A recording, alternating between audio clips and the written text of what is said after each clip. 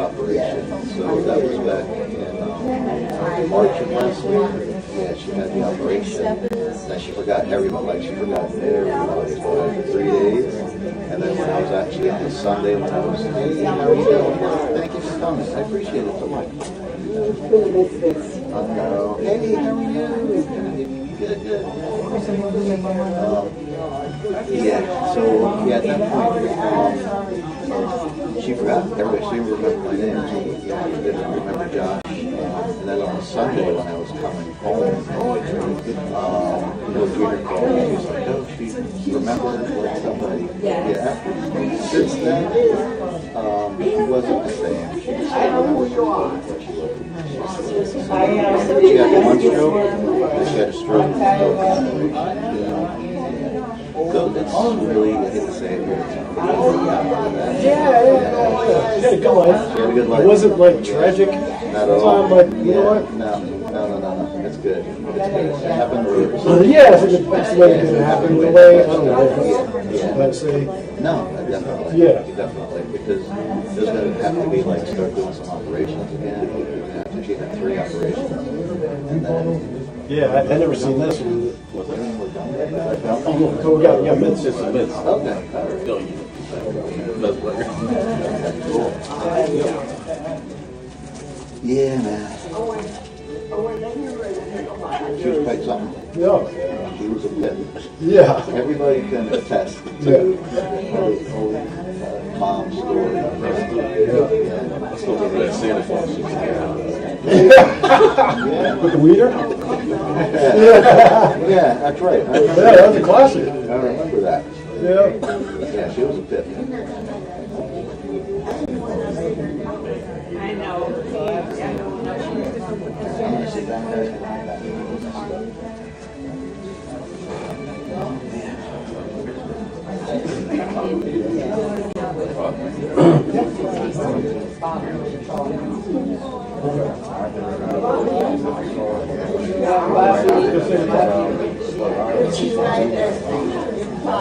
Thanks for coming. Thank you. I know, but thank you so far. We visited her and we asked her a little bit, things like that. It's very sweet.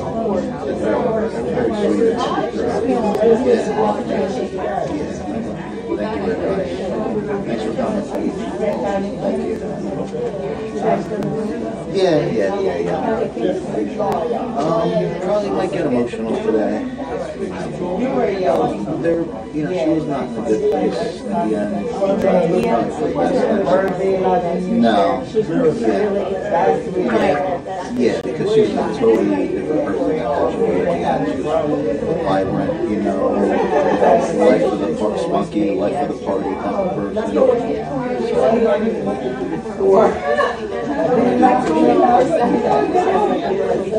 Yeah, it's nice. It's nice. She looks great.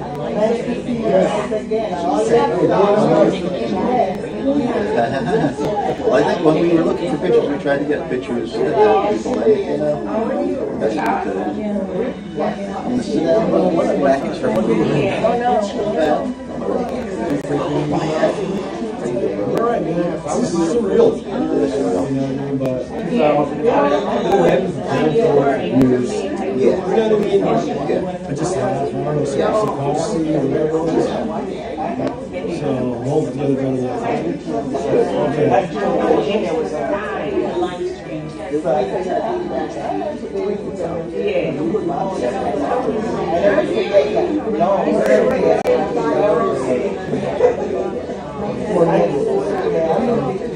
See what problem.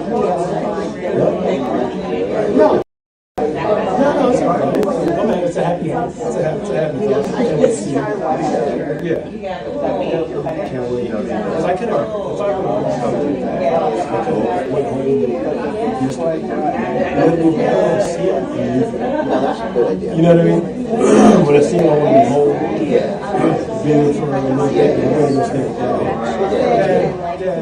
it sounds like that's good. For sure. That's good.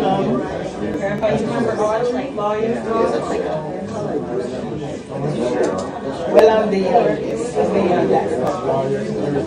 yes. Youngest. So then, initially they're like, I can't eat it. So I'm going to wait a little bit at the house and bring the topic back up again. Just have these guys say, hey, I live there. Then they'll go back out. They're not really big if you make it. They're not doing that. They'll move them. And then they're like, yeah, we just went out. Yeah. Yeah. I'm not just leaving like, hey, well, I can go back out. But Yeah, just make sure they, work on that too. So, like, all right, everybody comes back.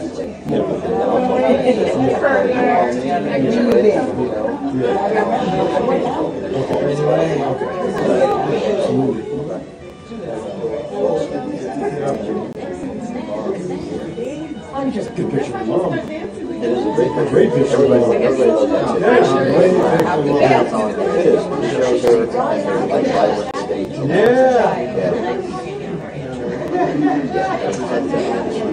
Me neither.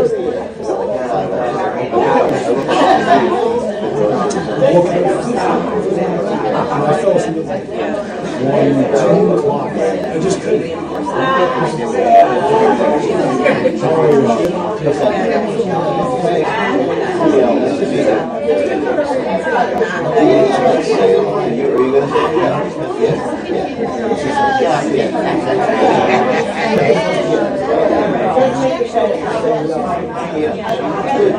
Right. I mean, I might cry too, but I think she might really cry. Yeah. Usually do a couple of things by Reuters, and then you guys can get Okay. and then I'll go to you. Okay. Sound good? Sounds good. Yeah. You want to go first? Yeah, I'll go first. Yeah. Okay. Yeah. I've been on the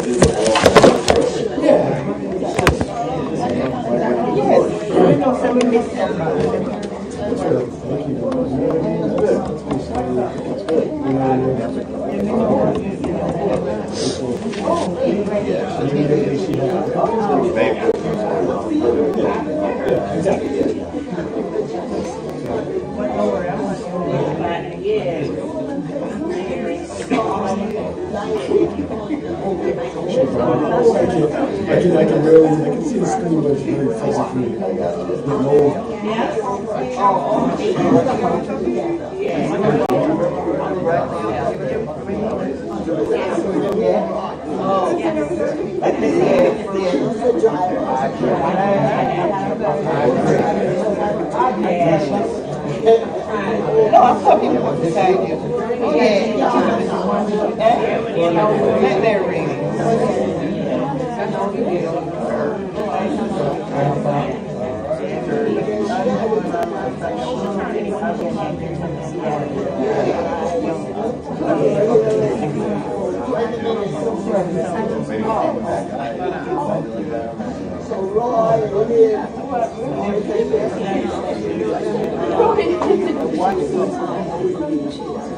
That's exactly where we get from. Wait, Domino's at the time when we started. Yeah. Home court.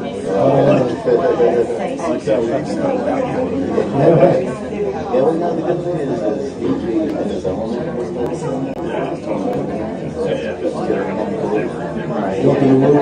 Yeah, it'll keep his mind.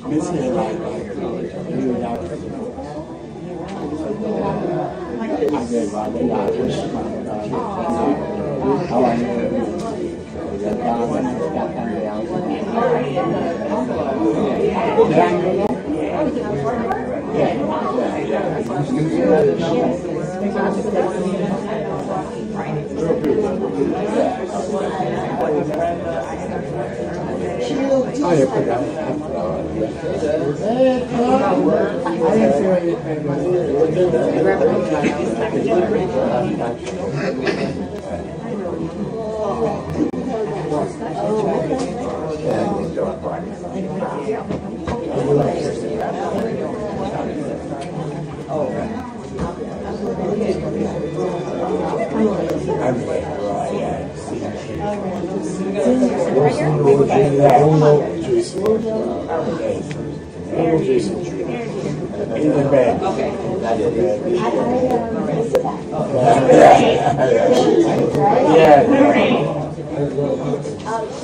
Let me see if this is, I don't think this is turned on.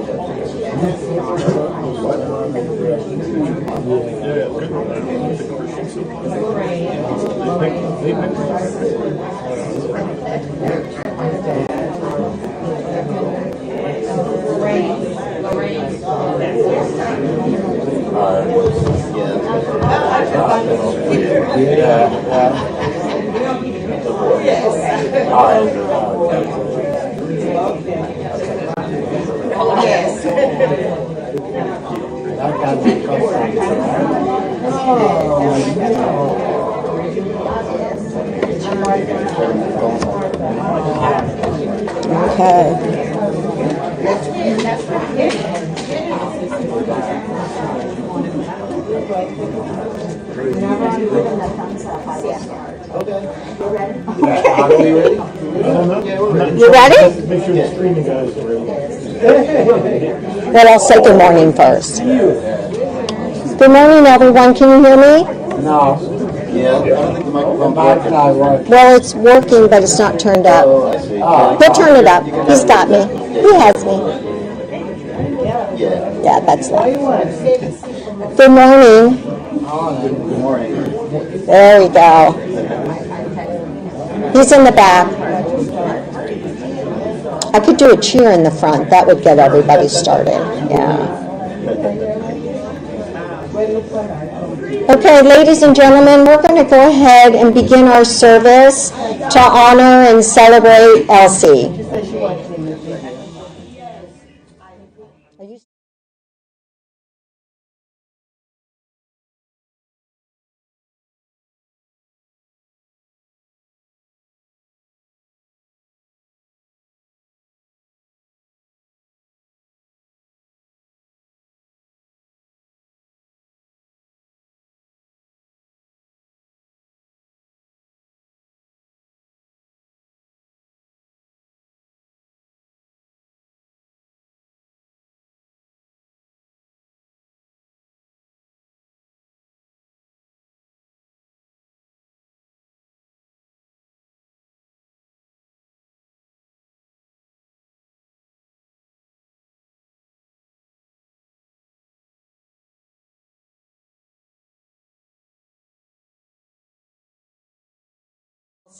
The years we shared with her, the good in her, and the love that we received from her.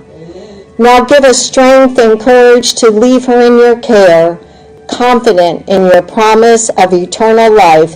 Through our Lord we pray. Amen. I'd like to read to you Psalm 121. It's a psalm that has stayed with me, over 20 some odd years. It was my mother's favorite. She lived to 97 and she used to repeat it every morning. She's probably up there right now going, has she not memorized this yet? But I haven't. I will lift up my eyes to the mountains. Where does my help come from? My help comes from the Lord, the maker of heaven and earth. He will not let your foot slip. He who watches over you will not slumber. Indeed, he who watches over Israel will neither slumber nor sleep. The Lord watches over you. The Lord is your shade at your right hand. The sun will not harm you by day, nor the moon by night. The Lord will keep you from all harm. He will watch over your life. The Lord will watch over your coming and going, both now and forevermore. Pastor Emily's going to come find that phone. I'll give you a moment. You guys got it? About 7 people's phone ringing. I know. I heard. It's a family group call. Oh, I love it. Okay, that's okay. There's a special poem that I have loved for a long time. It doesn't have a title. It didn't have an author, but it has beautiful, beautiful words. And wherever you are, I hope the skies are bluer, where sunlight dances softer, warming every corner. The colors around you brighter than memory can hold, painting moments of peace we never got to share. I hope the hills rise higher, carrying you above pain, and the winds whisper songs of comfort only you can hear. May the world be kinder, gentle where life was harsh, every step lighter, every breath filled with calm. And though I can't reach you, my heart still calls your name, and in that echo, I feel you near, always. This is called passing into the light. We have this notion that when we are transitioning, we see a light. You hear people say all the time, look to the light. I see a light. I see this beautiful halo of light. And these words say the power of love and its everlasting chords now carry the sound of my soul among the winds. Do not weep long for me, as I have returned to the light. I am of the wind woven with the fabric of divinity. Listen for my song, and you shall hear, for we are entwined with all eternity. Soar with me, as I forever sail with you. Do not weep long for me, as I am free. As time moves, do not dwell on what may have been. Cherish love and embrace the path before you. Do not weep long for me, for I am bestowed with grace. The smallest pinpoint of light dispels the darkness, chasing away the shadows of our minds. Look to the light within and find me there. Radiating love beckons, seek, and you shall find peace in the cradle of my hand. Do not weep long for me, for I am the light. Oh, somebody's singing happy birthday. My mom. Yeah, that's my mom. Oh, I love that. All of a sudden, I'm like, oh. That was her singing happy birthday to herself. As she should. As she should. I love that. May the sun bring you energy every day, bringing light into the darkness of your soul. May the moon softly restore you by light, bathing you in the glow of restful sleep and peaceful dreams. And may the rain wash away your worries and cleanse the hurt that sits in your heart. May the breeze blow new strength into your being, and may you believe in the courage of yourself. May you walk gently through the world, keeping your loved one with you always, knowing that you are never parted in the beating of your heart. About 6 months ago, I had this young lady. She was about 12, maybe 13-ish. And I was doing her mother's service, and it was something she wanted to read, but she couldn't, and she asked me if I would do it for her. Some of you have heard it before, but I think it speaks volumes to each and every one of us. It's called The Dash. I read of a man who stood to speak at a funeral of a friend. He referred to the dates on the tombstone from the beginning to the end. He noted that first came the date of birth and spoke of the following date with tears, but said what mattered most of all was the dash between those years. For that dash represents all the time they spent alive on earth, and now only those who love them know what that little line is worth. For it matters not how much we own, the cars, the house, the cash. What matters is how we lived and loved and how we spend our dash. So think about this long and hard. Are there things you still would like to rearrange? For you never know how much time is left that still can be rearranged. To be less quick to anger and show appreciation more, and love the people in our lives like we've never loved before. If we treat each other with respect and more often wear a smile, remembering that this special dash might only last a little while. So when your eulogy is being read, with your life's actions to rehash, would you be proud of the things they say about how you lived your dash? We have a lot to think about, don't we? Okay, are you ready, biggest, oldest brother? I'm ready. Okay. I'm ready as I'm going to be. That's all you can do. All right, I got about, can you guys hear me? I got about 5 hours sleep last night, so if I mess up or if I sound incoherent, it's because I am. But I'm not worried about it. You know why I'm not worried about it? Because I'm amongst family and friends. So I know you guys will let me off the hook if I mess up in some way. Can you hear it? First of all, I want to say thank you to everybody for participating in this celebration of life with us. I think I could speak for myself, my brothers, my wife, my kids, my brother's wives and kids, when I say that you guys being here, everybody being here, gives us strength and comfort. Also, I know that some other people have had losses recently, and I want to say that I'm sorry for your losses as well. Let you guys know that. Now, these are just some random thoughts that I thought about my mom. So just give me a second here. Like I said, 5 hours sleep, so you guys got to give me a break.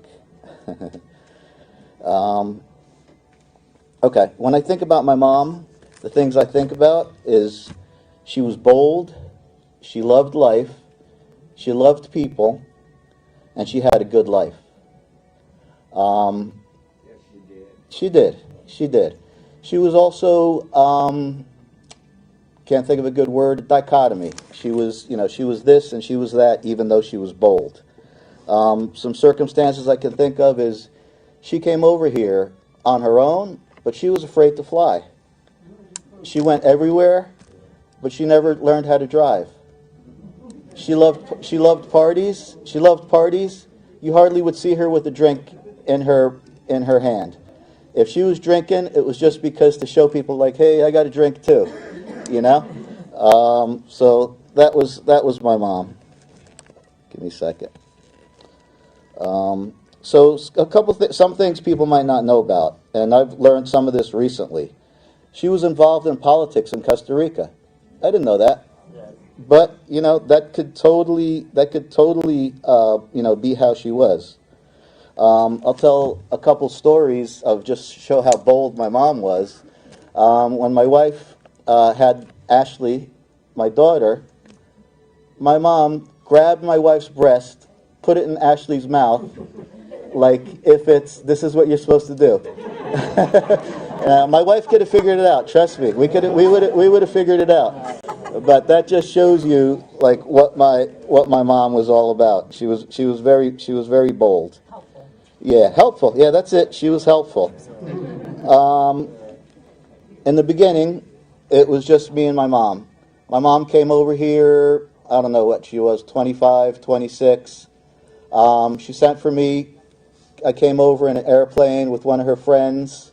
That's just regular. She had originally got an apartment in Queens, right?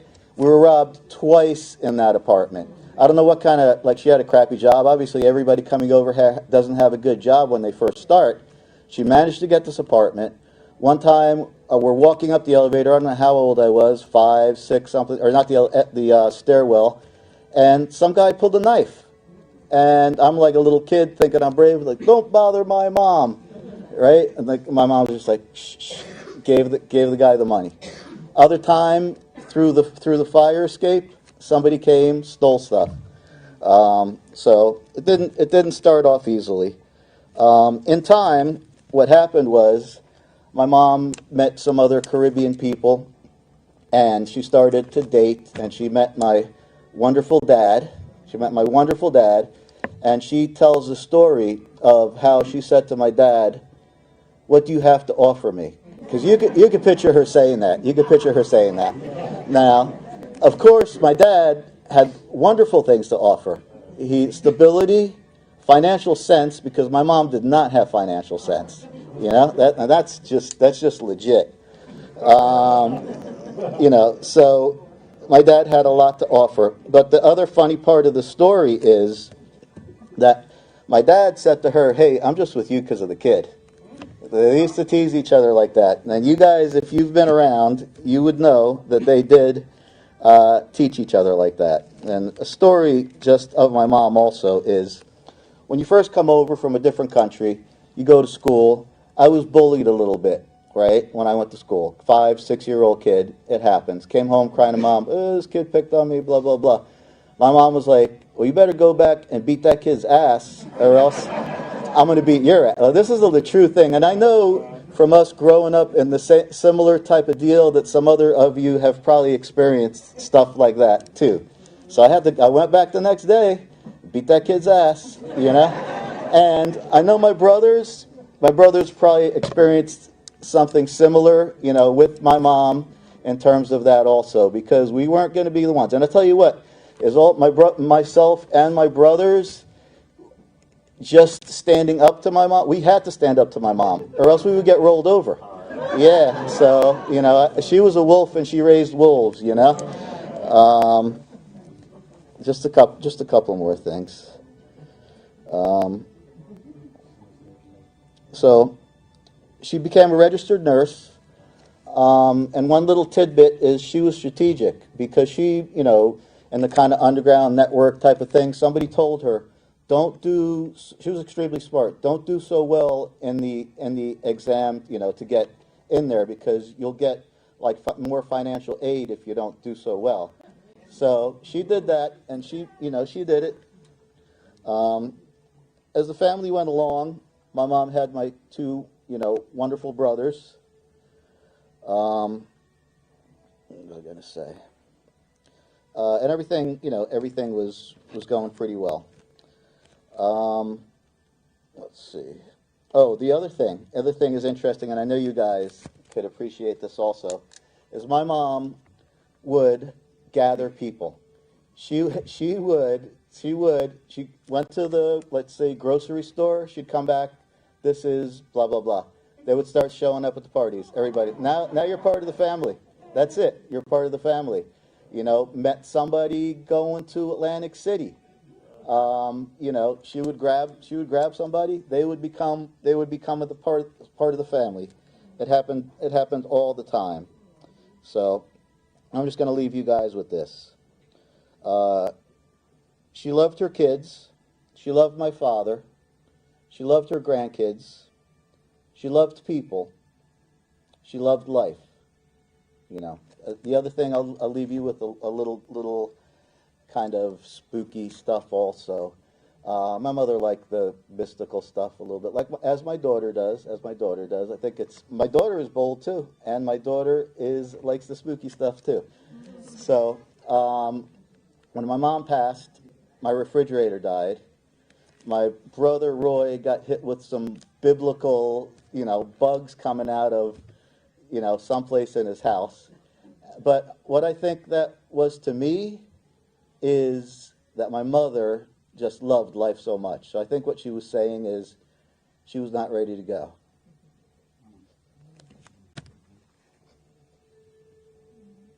Give me a second.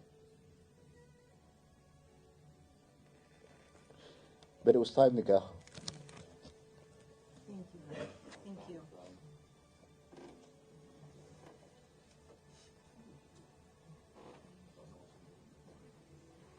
Thank you. Thank you guys, everyone, for being here. As I said, I'm a little taller than Holy Elsie. Can everyone hear me okay? Yeah. I really appreciate everyone being here. I prepared a short 30-minute speech for you guys, so my brother is right. My mother really did love people, and you know, if I could sum up my mother in one sentence, I think everyone would agree with this. Her belief was you're only as happy as your unhappiest child. She really lived for her children. She lived for her adopted children, like my cousin Ingrid, my cousin Mike here. You're only my cousin Mikey over here. You know, I told you, if I'm Roy Jr., you're Mikey. You know, I owe so much to my mother. I could never repay her. She did everything in her power to make sure her children were happy and successful. When we moved from Seattle to New Jersey, I think I was about 4 years old, we moved into a house that was across the street from the school. Much like there's a school across the street from this actual funeral home. Now, we had only been in New Jersey for a week. And they told me, my mother told me when they dropped you off, you could walk from the front of my driveway, and it would be in the front school driveway. Anyone who knows our house in New Jersey knows exactly where that school is. And they told me, when they let you out of school, you'll see your house, you'll see your house, you'll see your house. Just cross the street and you'll be home. They let me out in the back of the school like a good government worker. Dover was not developed. There was nothing but woods. All the teachers come and leave. They leave me all alone. I don't see my house. I don't see my mother. I don't see any adults crying. So I do what any sensible 4-year-old kid would do. I get in the car with a stranger. He's driving me around. Where's your house? All I know is I live right next to the school. That's all I'm telling him. I live right next to the school. And he had like a kid there he had come to pick up. And I see my mom frantically walking up and down the sidewalk, and I'm finally like, there's my mom, there's my mom. I get out of the car, tell her what happened. You can imagine what my mother did to the teacher, gave that teacher a piece of her mind. And that probably changed the course of my life because that was my first and last day in public school. A week later, I was enrolled in the Jewish Nursery Center in Dover. There was me and one kid named Juan, and that were not Jewish, and you know, we were towering over those Jewish kids, as you can imagine, and we were dominating recess. But again, that sums up my mom. You're only as happy as your unhappiest child, and she'd be damned if she was going to let some school lose me.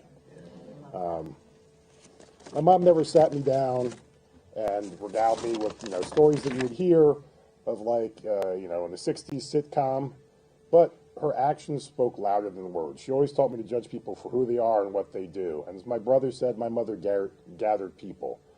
There was no race or gender or sexual orientation. A good person was a good person, and an asshole was an asshole to her. You know, however, she did have one piece of advice that still holds true. Her motto was, live near as many white people as possible. That's still solid real estate advice. Still solid real estate advice. So I know, Mike, you're moving, so you got to. You know, my mother told me she came to America with basically a quarter in her pocket. She was working some horrible textile job in New York, she said, where she had to ask permission to pee. That boss was an asshole. But then she went to school, and she was thinking about becoming a teacher. But then she had some white professor that said, you're really smart, you should do whatever you want. And that encouraged her to go into nursing. And he said, go here, take this test, do this, help you work the bureaucracy of doing all those things. And she ended up becoming a nurse. And that probably changed the course of the history of our family, allowed that have her that steady income. She was an incredibly hard worker. My mother worked 2 40-hour weeks for 2 years straight, without exaggeration, and somehow came home and cooked and cleaned. I mean, she was in the house with 4 men and a male dog, I think, so there was nothing else happening other than us leaving a mess. And so when I see my mother work like that, I've never complained about a day of work in my life when you see that. She was a fantastic nurse with an amazing bedside manner. You know, I knew pretty early that I wanted to go to law school. By like 8th grade, I was pretty sure, but med school was always on the table. I thought about it. My mother was a nurse. Then I came home from college one year, I went to go visit her at Greystone, where she was an admitting nurse at a psychiatric hospital, and I saw how she was interacting with what I would say crazy people. And she was treating them as kindly as she would treat all of you. And it was at that moment I knew I didn't have that bedside manner, and I better go to law school. I remember when before she was a psychiatric nurse, she was working for the state, and she had to take a civil service test to get a promotion. And she ended up scoring highest on that test, so she was entitled to the promotion. And again, then there was some woman in her department who wanted to give that promotion to another lady that was a friend, and told my mom she could wait her turn. And if you know my mother, she was not about to wait her turn. She was ready to sue the state. That was not going to happen. And she got the promotion she deserved, and that boss was an asshole. I remember the average holiday in our house, as my brother told you, was about 40 or 50 people. We were a family of 5, but 40 was a small Thanksgiving in our house somehow. And the time when my brother talked about my mother gathering people, it was fashionable for us, or before it was fashionable, our house was like the Bad News Bears. We had whites, we had blacks, we had gay Asian men before I knew they existed, we had Spanish lesbians in our house, and these are all people my mother gathered. They gave us rides. You never heard in my house anyone, my mother never talked, and my father never talked about anyone in any other groups. You people were either good people or they were assholes. She told me there was a time when she came to America, her first kind of Thanksgiving here, she was going to be alone on Thanksgiving. It's not a holiday they celebrate in Costa Rica. And one of her, coworkers said, no one should be alone at Thanksgiving or during the holidays. Come to my house. And I think my mother always paid that forward.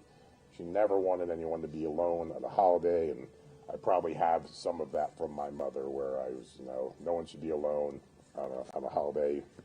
Always come in. You're always family to us. And to quote my mother and to quote The Godfather, I believe in America. My mother loved America. She always said, America's not perfect, but there's no better country out there. And it's not about what she said, it's about what she did. She brought her brothers, her sisters, her nieces, her nephews to America because she believed it would lead to a better life for them. And I have my cousin here, her son graduated Rice, honors, going to go work for a big hedge fund on Wall Street. That line descends from my mother down. She left a legacy. Her daughter's going off to University of San Diego, going to be a lawyer. My other cousin graduated from Boston College. All of this plays forward from the decisions my mother made to bring everyone here the right way at considerable expense to them and herself. And that's really the legacy that she leaves behind. Those kids won't know it. My son, they're all part of that legacy. I think I'll, sum up my mother's life in one of my favorite parables, which is that of the starfish thrower. A young girl was walking along the beach. Thousands of starfish had been washed up in a terrible storm. When she came to each starfish, she would pick them up and throw them back into the ocean, and people watched her in amusement. She was doing this for some time when a man came up to her and said, "Little girl, why are you doing this?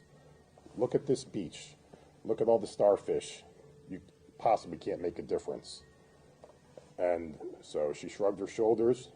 She grabbed another starfish, picked it up, threw it back in the ocean, and she said, "Well, I made a difference for that one." And that is my mother. She is a starfish thrower. She may not be able to help everyone, but everyone she could help, she did. So if you want to honor my mother in any little way, be a starfish thrower in life, because that's what she did. And they always say, show me a man's friends and I'll show you the man. And I must be a hell of a man because I have a lot of amazing friends and family here. And for that, I love you. And that is only in large testament to my mother. So thank you guys so much for all your love and support. I really appreciate it. Thank you. Very nice. What's up, everybody? It's good to see you. Mom looks good here, doesn't she? So basically, I'm going to read a letter to my mom. Basically just to, express my gratitude for being a constant light and inspiration in my life. Mom, thank you for always making me feel loved. Thank you for every breakfast, every dinner, for feeding all my friends and brothers. I can't express how much I'm going to miss your cooking. The salami. Thank you for every Christmas morning when you got me so many presents that could barely fit under the tree. Thank you for being a mother, not just to me, but to my friends who also saw you as a mother. Your love lives, in all of them.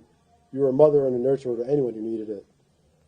Our home was a safe haven for many who felt lost and needed to feel loved. And because of that, and because of you, my home continues to be that to this day. Thank you for never giving up on me. God knows I pushed you to your limits. You're a living example of what it was to be a strong woman, even during the toughest times. You showed me how to have compassion, but at the same time not take shit from anyone.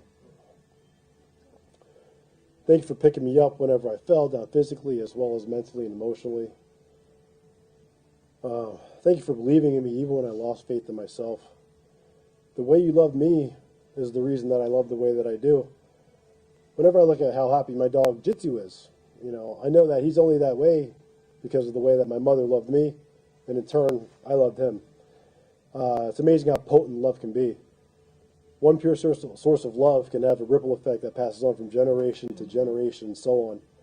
And I believe that there is no higher purpose than to love and to teach others to love, especially if it's through example.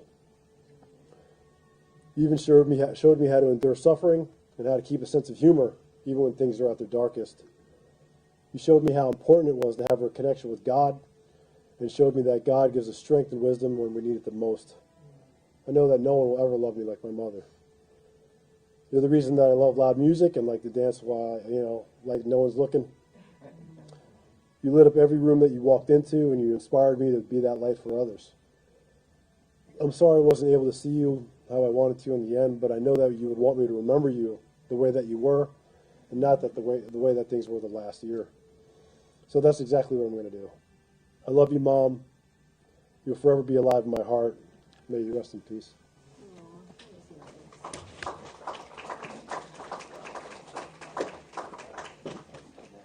Group hug. Well, you can. Come on up.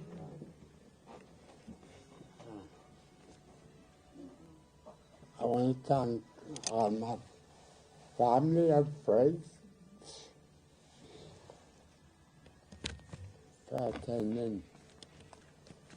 I met Dell June 1970.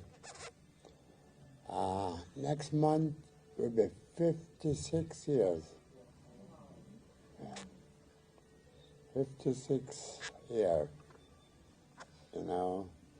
And the only problem I had with Dell was she don't allow any girls to get close to me.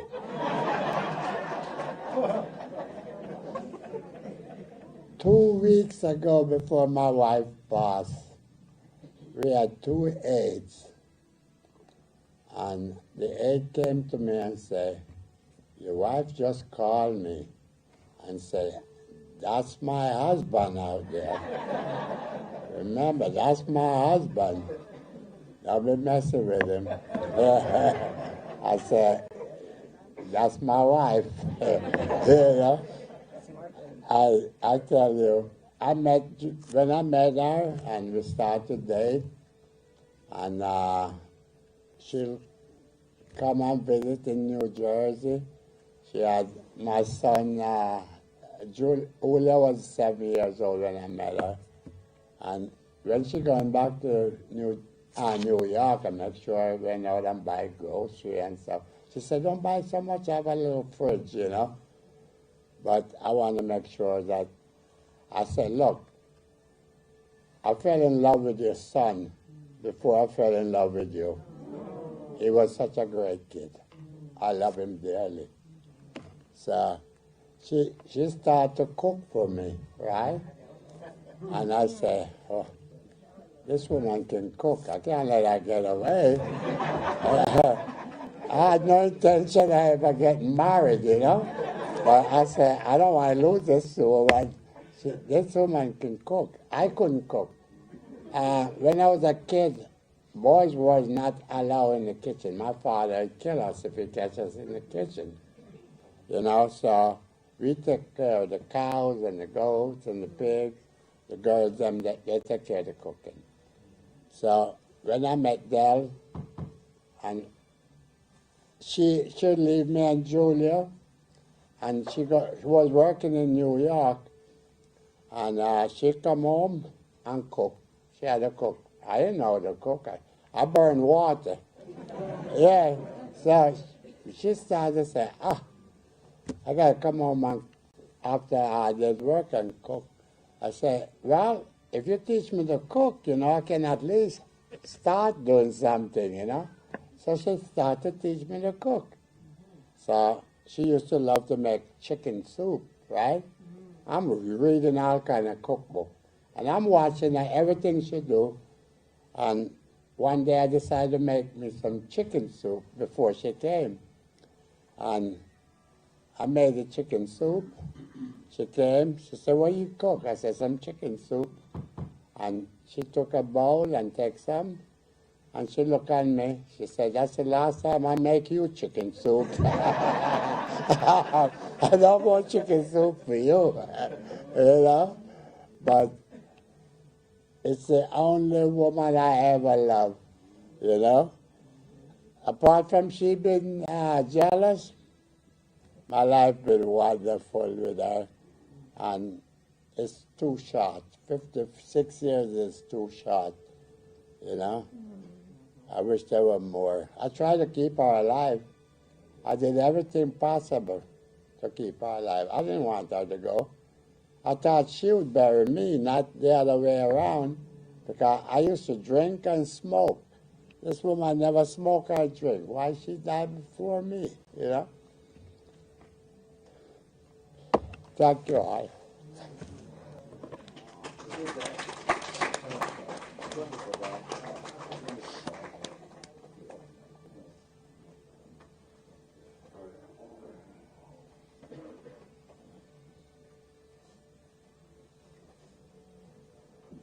Well, she sounds like a beautiful woman. Yes.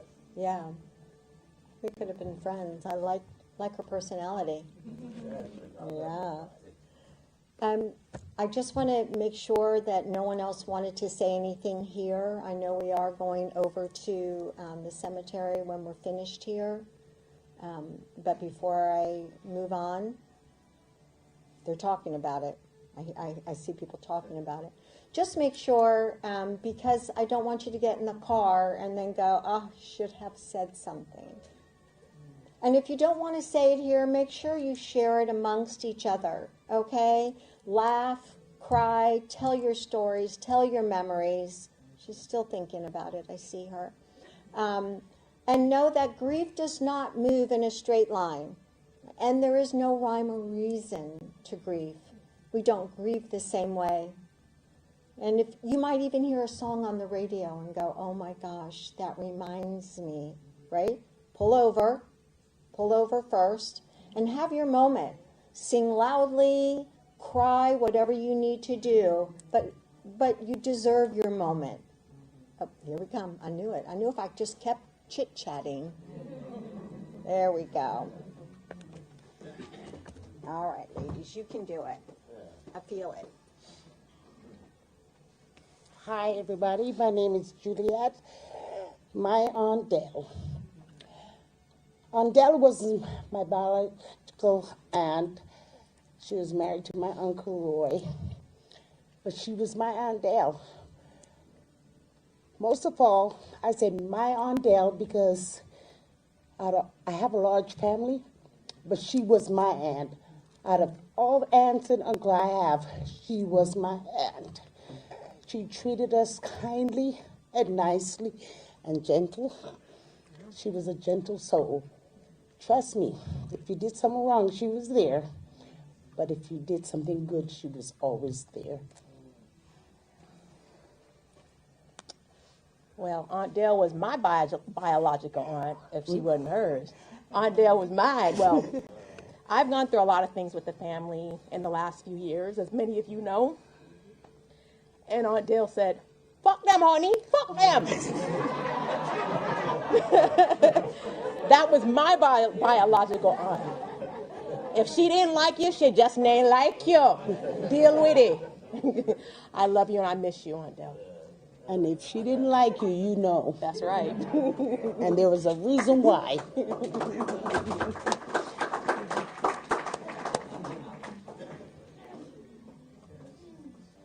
They're coming. They were wrestling with it. I know. You're going to be fine. Come on over. It's okay. You got it. You're welcome. Hey everyone, I'm Ashley. I'm Elsie's granddaughter, and I haven't prepared anything, so I might be a little all over the place, and obviously I'm kind of emotional. But my grandmother, the thing that I remember most from her is how boisterous and full of life she was. And when I was younger, when I was a little child, I really appreciated it. She got me to dance a bunch, and I loved it. But when I was smaller, I didn't really understand or appreciate it as much because I'm a bit of an introverted type of person. But over time, she got me to open up and find those outgoing, like, light parts of myself just by her influence, by our talks in the kitchen. I'd lived with her on and off throughout my life, and her kindness and how giving she was, how much love that she had shown me and everyone around me, but especially me, because she loved me very much, and she loved everyone very much, and I felt so much love. I know it's redundant. And so much positive energy, so much, she would encourage me, for example, not just to dance, but to get rid of any, bum men that I was with. If he hits you once, he'll hit you again. But, I'm sorry, I'm so sorry. Like I said, I haven't prepared anything, but what I'm trying to say is that she genuinely healed and nurtured so many parts of myself and helped me to develop into the adult woman that I am today. And I'm so grateful and thankful for that. And I'm so grateful and thankful that she... Oh, sorry.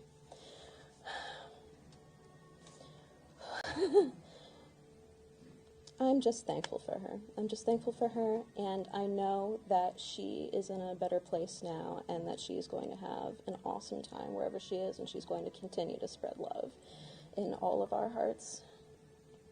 Thanks, guys.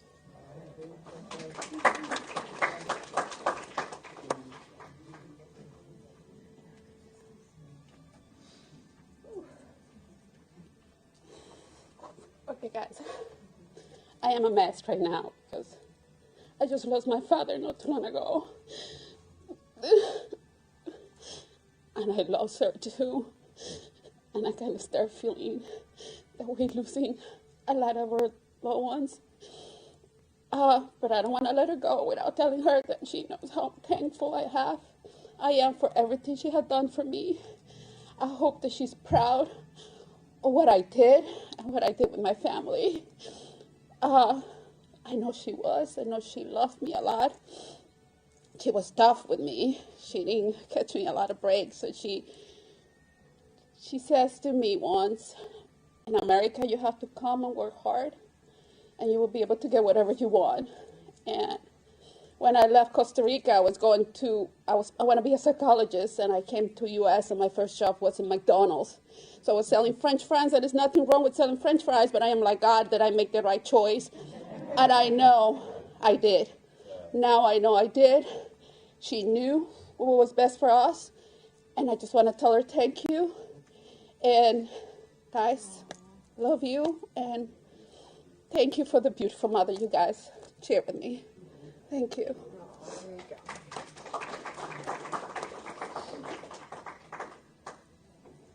I have a picture of my parents next to my bed, and I'm going to just own up to all of you here. I talk to them every single day. Every day. You remember the movie Coco? Remember? And if you don't, go watch it. Come here. I see you coming up. I saw you coming. Go for it. Good morning, everyone. It's amazing and wonderful to be here.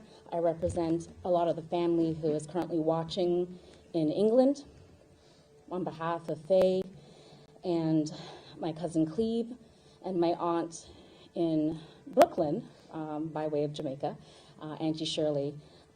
We send our blessings. The loss is deep. And how we connected, I call her my aunt. However, she's my cousin. And she always told the story, and I call her Aunt Dell, because that's what I know her as.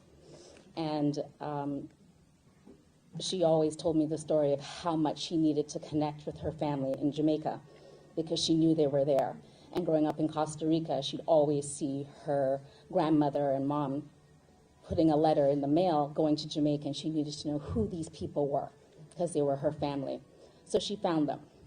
And especially my Aunt Shirley and her caught on like a house on fire. So when I moved from Canada, which is where I grew up, and came to Florida, when she visited in those earlier days, 33 plus years ago, she made sure she found me.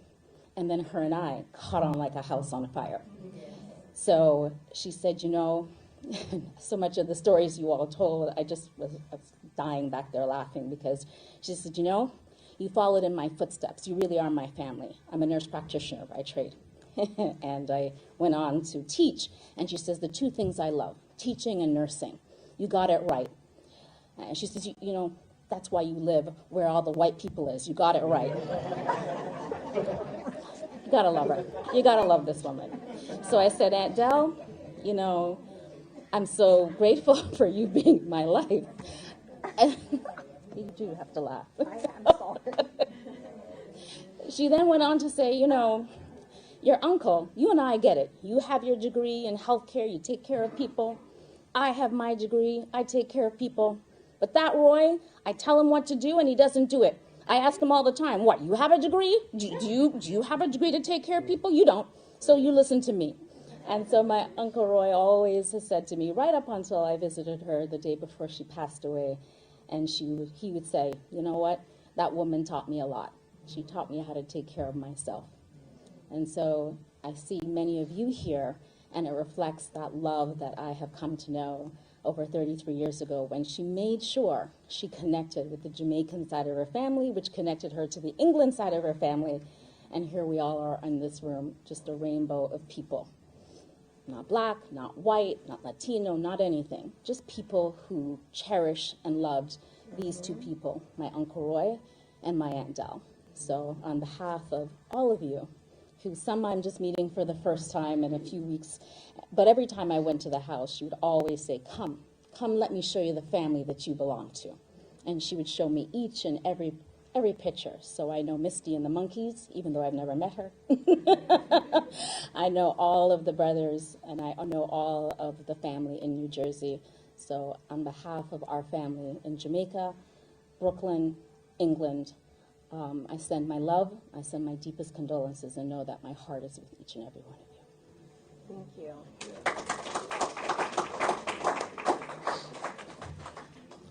I'm going to read the 23rd Psalm. If you know it, you're certainly welcome to say it with me, but I have somebody else coming up to talk. Are you coming, babe? Okay.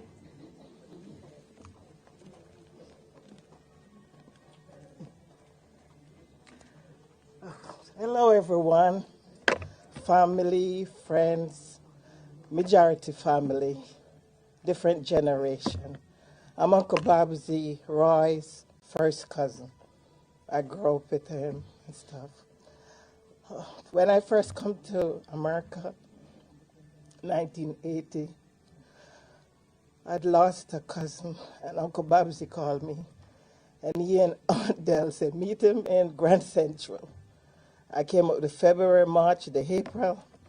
When I reached Grand Central, I was like lost. I was so scared. I called Seattle, Washington. Miss Pugh, she said, they're on their way. They're in Jersey. They're on their way. I stand up near the information, and this man said, oh, what a beautiful woman. When I turned around, it was Aunt Dale. I was so happy. I was so glad to get out of Grand Central. And she said, oh, they had traffic. And I went to stay with Uncle Babsy and Aunt Dale. And that's from I came here. And that I had a good time. Even though it was another death, I had a good time. And the last time I really spent was 2023. I went to Jamaica. And I spent 3 weeks with Aunt Dale and Uncle Babsy. And it's like I was in a hotel. Every morning, Aunt Dale, if I'm in the bathroom or I'm in the room, Audrey, breakfast is ready. When I come out, she and I sit at the table. Uncle Babsy is with his little table in front of the TV. I enjoyed her so much. She, all these years I know her, she was so proud of her children. I met Julio when he was younger. We all in Jamaica grew up paradise. And I met Roy Jr., and I met Jason. And Aunt Del, she come, from where she come from. And she was a very hard worker and a proud person and a loving person. She never stopped talking about her kids. And her grandkids, oh, she was extra, with the grandkids and a part of their life. You don't see her and spend time with her and she's not talking about that, And I just enjoy her so much. I had to get used to the sorrel beer. I said, Aunt Dell. She said, okay, get me some. I'll take it up and I don't know if it's Roy Jr. She was carrying it to let him taste it. Uncle Bob just said, oh, you got to get a T-shirt for Roy Jr.'s son. I said, he's a young person. I don't know what to choose for him, So I really met him much, but I know of everyone. They talk about Uncle Bobsy cannot shoot those guana because somebody will get him. She's just full of life and love, and you just enjoy her. Sometimes I say to her, Aunt Dell, no cooking today, please. Here, order food. When I go home, I go out and eat food. She still order food for me in the fridge. I said, give it to the guy that work in the yard. But the love, and even when she was sick, and I call her and we talk on the phone. Sometimes Uncle Bob says, she don't want to eat her. When I talk to Aunt Dell, that smile, no matter how she's feeling, that smile coming out of her, that love, that smile, the voice, so we just have to enjoy. Look how much of us she brought together. There's people from Seattle, Jersey. I'm from Connecticut. I've stuck there. And I said, I told Uncle Babsy, show me them lizard and those things. I said, I don't know if I ever come to that house there but I'm here because of the love. Each of us have an experience and a story with Aunt Dell. And even though we're still loving her and the sons left, we want to keep that connection because we come from a big family. Uncle Babsy is a part of 10 first cousins I get from one aunt. And others are here. Other first cousins are here. I'm representing my dad. They call him lawyer.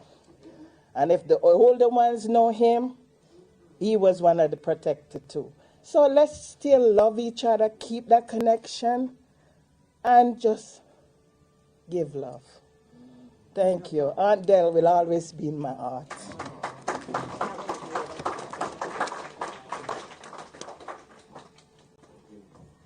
That was beautiful. Thank you so much. You all have to keep those stories going, okay? Talk to one another. Okay, the 23rd Psalm. If you'd like to say it with me, you are welcome to do so. If not, you can just listen to the beautiful words. The Lord is my shepherd, I shall not want. He maketh me to lie down in green pastures. He leadeth me beside the still waters. He restoreth my soul. He leadeth me in the paths of righteousness for his name's sake. Yea, though I walk through the valley of the shadow of death, I will fear no evil, for thou art with me. Thy rod and thy staff, they comfort me. Thou preparest a table before me in the presence of mine enemies. Thou anointest my head with oil. My cup runneth over. Surely goodness and mercy shall follow me all the days of my life, and I will dwell in the house of the Lord forever. I think we're going to go ahead and close for today here, but if you want to join the family over at the funeral home, you're welcome to do so. I would like to close in prayer, please, so if you'll pray with me. God of peace, as we end this time of gathering and bid our last farewell to our departed loved one, Elsa, we ask for your comfort upon every friend and family member. Be with them each and every day. Let them feel your loving and strong presence in their hearts as they adjust to life without her. We ask that your Spirit be their constant companion, assuring them of your love and care. Fill their longing and emptiness with your overwhelming love. Let them rest in your faithful care, especially in the coming days, weeks, and months. God of comfort, let your presence be known to each one who suffers from the pain of this loss. And I ask that you wrap your loving arms around each one here today so that they can feel your strength, love, and comfort. In your holy name we all pray. Amen. Thank you very much. You're very welcome.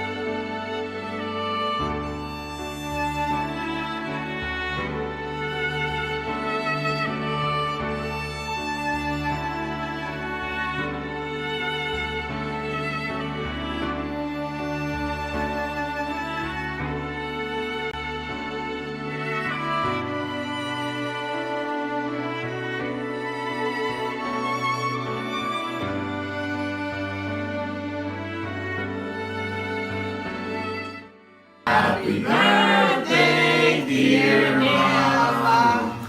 Happy birthday to you. Think of a wish. Think of a wish. Don't tell anybody and blow it out.